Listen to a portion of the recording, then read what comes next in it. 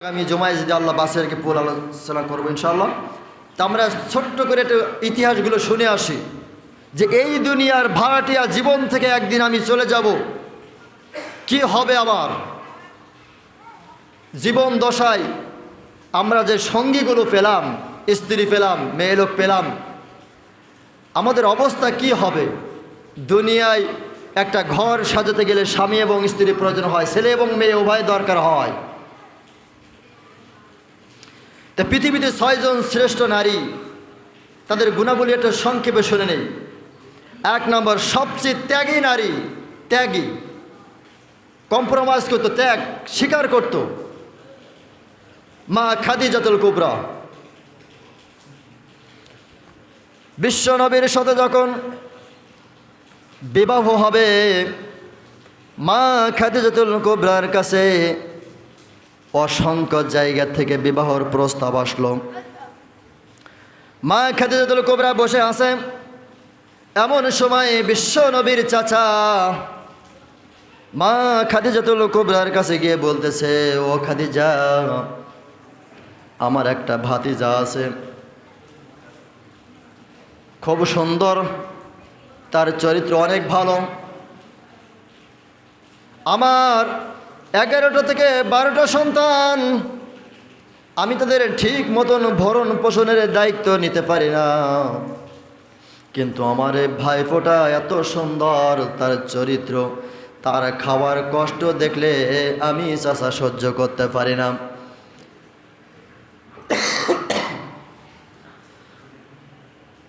মা খাদিজাতুল কুবরা, আপনি যদি চান আমার এই ভাতিজাকে আপনার কাজের জন্য রেখে দিতে পারেন, যদি আপনি চান। মা খাদিজা ছিল ধনাঢ্য একজন নারী। বিশ্ব নবীর কথা শুনলেন যে ঠিক আছে, আপনি নিয়ে আসেন।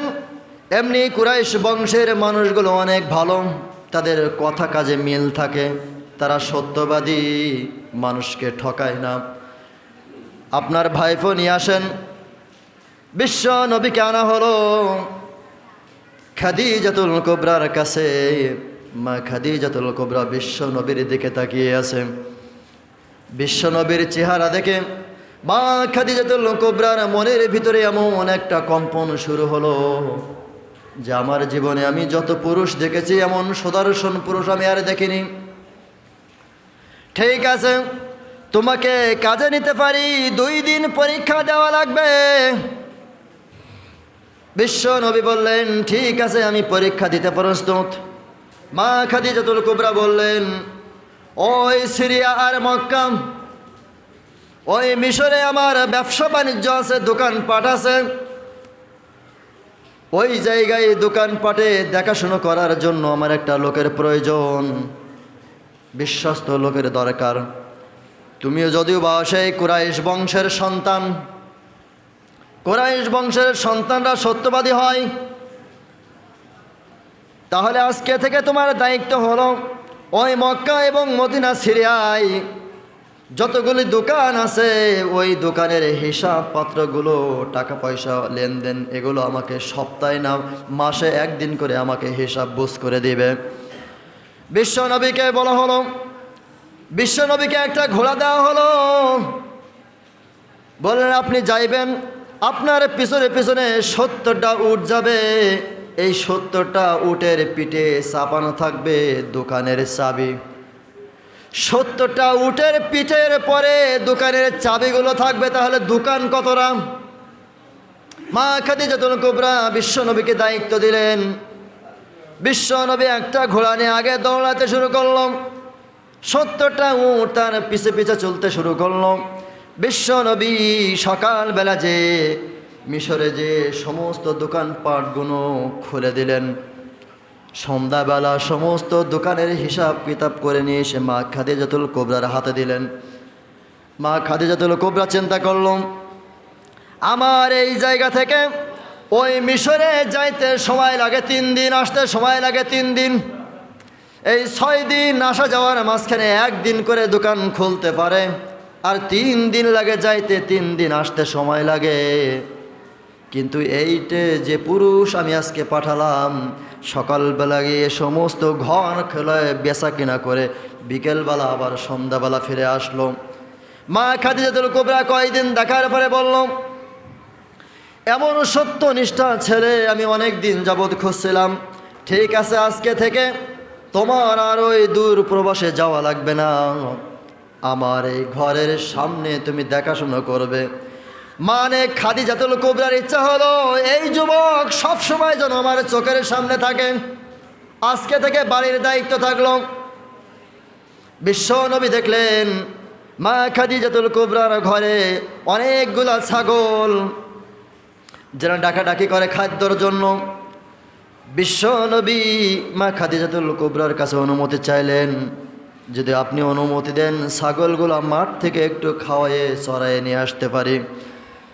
মা খাদিজাতুল কুবরা বললেন, আমার এ দৃষ্টি যত দূর যায় এর ভিতরে থাকবে, যেন এর বাইরে যাবে না। বিশ্ব নবী দেখলেন, ছাগলগুলো ছেড়ে দিলেন। বিশ্ব নবী আগে আগে যায়। সমস্ত ছাগলগুলো বিশ্ব নবীর পিছনে পিছনে হাঁটতে শুরু করে। মা খাদিজাতুল কুবরা তার ঘরের ছাদের উপর থেকে দাঁড়িয়ে দেখে এ কেমন বালক, আগে আগে যায় আর পিছে ছাগলগুলো সব সারিবদ্ধ হয়ে যায়। মা খাদিজাতুল কুবরা কিছুক্ষণ তাকিয়ে দেখলেন যে ছাগলগুলো মাঠে চড়াইতেছে। বিশ্ব নবী দয়ার নবী কিছুক্ষণ রোগীদের হাঁটাহাঁটি করার পর ক্লান্ত অবস্থায় যখন শুয়ে পড়লেন, ছাগলগুলো খাওয়া দাওয়া করে। বাঘ, বনের জঙ্গলি বাঘগুলো আসে, বিশ্ব নবীর মুখটা থেকে এসে তারা চলে যায়, একটা ছাগলের গায়েও কামড় দেয় না। মা খাদিজাতুল কুবরা চিন্তা করলেন, আমার এই ছাগল যতদিন বাহিরে নিয়ে গেছে খাওয়ানোর জন্য প্রতিদিন 5টা 10টা 15টা করে ছাগল বাগে ধরে নিয়ে যায়, কিন্তু আজকের ওই যুবক ওই খরা রোদের শুয়ে আছে, ছাগলগুলো তার ইচ্ছা মতন খাওয়া দাওয়া করে। বাঘগুলো তার দেখে মুখটা দেখে আবার জঙ্গলে ফিরে যায়। এইভাবে যখন খাদিজাতুল কুবরা বিশ্ব নবীর চরিত্র দেখলেন, সর্বশেষ সংক্ষেপে বলছি, মা খাদিজাতুল কুবরা বিয়ের প্রস্তাব দিলেন। বিশ্ব নবীকে যখন বিয়ের প্রস্তাব দিলেন, বিশ্ব নবীও যখন রাজি হয়ে গেলেন, মক্কা এবং মদিনায় বড় বড় কাফের যারা ছিল, নেতা যারা ছিল, তারা সকলে একে একে আসলো।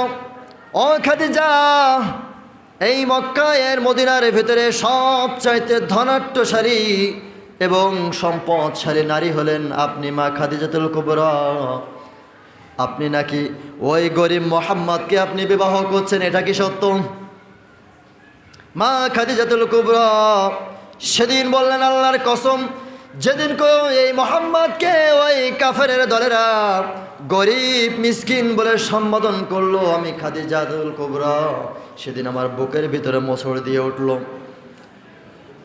আমি সেদিনের সিদ্ধান্ত নিলাম, বিয়ের মজলিসে সমস্ত নেতাগুতাকে ডাক দিলাম, কাফের মুশরিক যারা নেতা ছিল সকলকে ডাক দিয়ে বললাম, আজকে আমার এই সমস্ত সম্পদগুলো আমি আখির নবী বিশ্ব নবী মুহাম্মদ রাসূলুল্লাহর নামে অফ করে দিয়ে দিলাম। সুবহানাল্লাহ। সমস্ত সম্পদগুলি মা খাদিজাতুল কুবরা বিশ্ব নবীর হাতে তুলে দিলেন, দিয়ে বললেন, ও নেতাগুলো যারা আসছো তোমরা বলো আজকে ধনীকে আমার স্বামী নাকি আমি? সবাই তখন এক বাক্যে বললেন, আজকে সবচেয়ে বড় ধনী হলো বিশ্বনবী। সুবহানাল্লাহ। মা খাদিজাতুল কুবরা সেদিন নিজের সম্পদগুলি সব বিশ্বনবীর হাতে দিয়ে প্রমাণ করলেন, ইসলামের জন্য আমি সেই সর্বপ্রথম নারী যে ইসলামের জন্য সমস্ত সম্পদগুলি আমি উজাড় করে দিয়ে দিলাম। সুবহানাল্লাহ।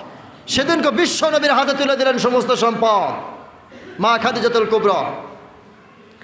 আজকের আমরা লক্ষ লক্ষ টাকার মালিক, গাড়ি বাড়ির মালিক।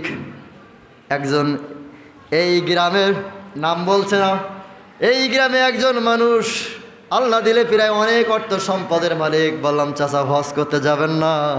হজ তো আপনার পরে ফরজ। কয় 3 লাখ টাকা খরচ করতে যাব হজ করতে যেয়ে, 3 লাখ টাকা খরচ, এমনি তো আল্লাহ জাহান্নামে দেবে, হজ করেও লাভ নেই, ফাও 3 লাখ টাকা খরচ করে কি লাভ। আর এই ব্যক্তিও যদি মারা যায়, আমি সারি নামাজ জানাজা পড়াতে হবে। কত বড় দুর্ভাগা কপাল আমার। আপনি কাফের খুঁজতে মক্কায় যাওয়া লাগবে না, মদিনায় যাওয়া লাগবে না, এই সমাজেই ঘুর করে। অথচ তারা আমাদের সমাজের নেতৃত্ব দেয়, তারা আমাদের সমাজের মোড়ল, কথার মোড়ল। সম্মানিত উপস্থিতি, আমি অনুরোধ করে বলছি, এই পৃথিবী আপনি একজন ভাড়াটিয়া, আমিও একজন ভাড়াটিয়া। যেদিন ওই মালিক ডাক দিবে, এই গাড়ি, এই বাড়ি, অর্থ, সম্পদ, সৌন্দর্য সব কিছু রেখে আমাকে বিদায় নিতে হবে খালি হাতে। সেদিন আল্লাহ রাব্বুল আলামিন বলবেন, আল্লা তাজিরু ওয়াজিরাতু উযরা উখরা, এই নাও তোমার সেই সম্পদ, অবৈধ সম্পদগুলি নাও। একে একে সব পাপের বোঝাগুলো আমার ঘাড়ে চাপায়া দিবে। সেদিন আমি বলবো, আল্লাহ আমার সন্তান কই, তার জন্য তো আমি করেছিলাম। আমার স্ত্রী কই, তার জন্য আমি করেছিলাম। আমার সন্তানরা কোথায়, তাদের জন্য করেছি। সমস্ত সন্তান স্ত্রীরা সেদিন বলবে, দুনিয়াতে তোমারকে অবৈধভাবে কামাই করতে বলিনি আমরা, আমাকে খাওয়ানোর দায়িত্ব ছিল তোমার, তুমি খাওয়াবে, কেমনে খাওয়াবে, কিভাবে খাওয়াবে, এটা তোমার দায়িত্ব। এখন আপনি ঘরের ভাড়াটিয়া মালিক, আমি একজন ঘরের ভাড়াটিয়া মালিক। আপনি যতই বাড়াবাড়ি করেন, রংসং করেন, এই ঘরের মালিক যেমন আপনি না। আজকের আপনি 5 তলা বাড়ি করছেন, জমি জায়গা করছেন, 3.5 হাত মাটিও হয়তো আপনার জুটবে না। কারণ পেপার পত্রিকা খুললেই দেখা যায় কেটে বস্তায় করে নদীতে ফেলে দিয়েছে, ওদের 3.5 হাত মাটিও কপালে জুটছে না। তাহলে আপনার 3.5 হাত মাটি হবে আপনি কেমনে ভাবলেন? কবর খুঁড়তে যেয়ে কত লাশ পাওয়া যায়, কত হাড়গোড় পাওয়া যায়। তাহলে ওই জায়গায় আরও কয়জন মানুষ শুয়েছে? তাহলে ওই 3.5 হাত জমির মালিক আরও আগে কয়জন ছিল? আপনি আজকে নতুন হলেন, 100-150 বছর পরে আপনার ঘাড়ের পরে আরেকজন মাটি দিবে, ওই 3.5 হাত জমিও আপনার থাকলো না। আজকে হঠাৎ মনে করেন এখান থেকে 150 বছর আগে যারা মারা গিয়েছে, আমার দাদার দাদা, তারা যদি এসে বলে এই সম্পদের মালিক আমি, আমার ঘর বাড়ি ছেড়ে দাও, আপনি কি ছাড়বেন? আপনি তো ছাড়বেন না। অথচ কিন্তু সত্য কথাই বলেছে, ওই সম্পদের মালিক ছিল, কিন্তু তারা 150 বছর পরে আজকে আমরা তাদের ভুলে গিয়েছি, সম্পদ দিতে চায় না। আজকের আমিও মারা যাব, 100 বছর 150 বছর পরে আমার সন্তান আপনজনেরা ভুলে যাবে, কিচ্ছু আমাকে দিবে না, আমার কেউ কিছু দিবে না, আমাকে কেউ কিচ্ছু দিবে না। আপনি যা কিছু কামাই করেছেন, এই জন্য আল্লাহ রাব্বুল আলামিন বলেন, ইয়া আইয়ুহাল্লাযীনা আমানু কু আনফুসাকুম ওয়া আহলিকুম নার, জাহান্নামের আগুন থেকে আপনি বাঁচেন, আপনার আপন পরিবার পরিজন যারা আছে তাদেরকে জাহান্নামের আগুন থেকে বাঁচান। কারণ ওই কবরে যে ফেরেশতা আছে, আপন চিনবে না, পর চিনবে না, দয়া মায়া থাকবে না, ভালোবাসা থাকবে না, শুধু আপনার হাতুড়ি পিটা করবে আর আজাব। সেদিন অনুশোচনা আর আফসোস করা ছাড়া আর উপায় থাকবে না। এই জন্য আপনি আজকে ভাড়াটিয়া হওয়া সত্ত্বেও কেন আপনি গর্ব করে পা ফেলান, দম্ভ করে কেন পা ফেলান? হাতে ধরে অনুরোধ করি, 5 ওয়াক্ত নামাজ পড়েন, শয়তানি বদমাইশি ছেড়ে দেন, আপনি ফিরে আসেন। আপনিও এই দুনিয়ায় অস্থায়ী, আমিও অস্থায়ী। আপনিও আল্লাহর কাছে ফিরে যাবেন, আমিও আল্লাহর কাছে ফিরে যাব। কি জবাব দেব? এই জন্য আসুন, এই দুনিয়া থেকে আমরা যাতে এমন কিছু সম্পদ উপার্জন করে নিতে পারি যে আল্লাহর কাছে বলতে পারি যে আল্লাহ আমি যতটুকু পেরেছি ততটুকু নিয়েছি। আহসানু আমালা, আমল ছাড়া কবর পুরো ফাঁকা। আল্লাহ রাব্বুল আলামিন আমাদের সকলকে তৌফিক দান করুক, আমিন। ওয়া আখির দাওয়ানা আলহামদুলিল্লাহি রাব্বিল আলামিন। আসসালামু আলাইকুম ওয়া রাহমাতুল্লাহ।